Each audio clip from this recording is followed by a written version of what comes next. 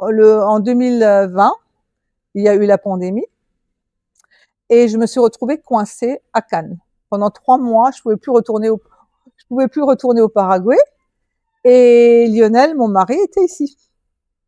Donc pendant 3 mois, impossible de prendre un avion, impossible de sortir de France, impossible de. J'ai quand même pris un avion de rapatriement qu'a mis en place l'ambassade du Paraguay pour rapatrier les gens les Paraguayens qui étaient, comment ça s'appelle, en France, coincés Mhm. en France. Donc j'ai quand même, au bout de 3 mois, pu rentrer comme ça.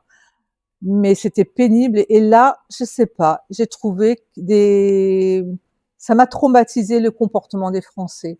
Bah, en étant ici, en ayant vu aussi, en étant Ouais. témoin de la gestion de la crise là-bas et ici.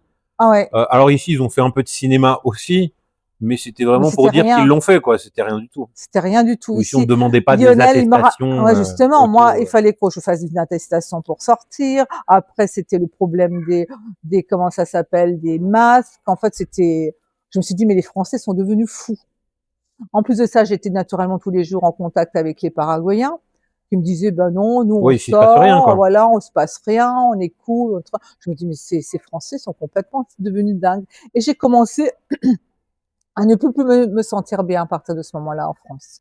Je me suis dit, j'aime pas du tout comment ce changement en France, là, je ne me plaît pas du tout.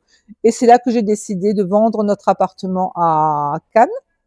J'ai dit, OK, c'est bon, je suis prête. Maintenant, je suis Bah, il y a prête pour plein de moi. gens aussi qui se sont sentis un peu Ouais. otages de. Voilà, je me suis sentie otage de la France Ouais. et je me suis dit non. J'ai dit là, je laisse mon appartement, je l'ai mis en vente. On l'a vendu 6 ou 7 mois après et je suis complètement venue ici au Paraguay. Mais ce qui s'est passé, c'est que ici, on avait un terrain, donc on avait acheté un terrain parce qu'on avait un peu investi.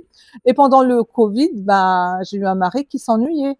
Parce que moi, j'étais en France et lui, bah, il n'était pas prisonnier à la maison comme les autres et il a commencé à construire.